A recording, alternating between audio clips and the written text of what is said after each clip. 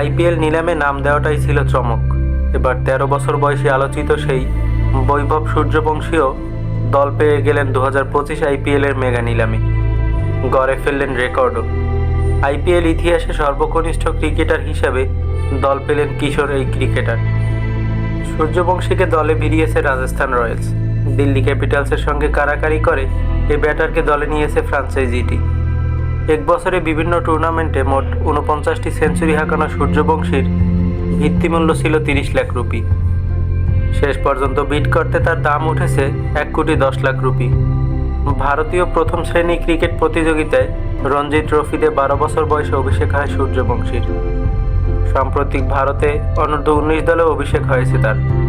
খেলেছেন অস্ট্রেলিয়ার বিপক্ষে। চেন্নাইয়ের ৪ দিনের ওই ম্যাচে ৫৮ বলে সেঞ্চুরি হাঁকান তিনি, যে সেঞ্চুরিটাই তাকে আইপিএলে সুযোগ করে দিয়ে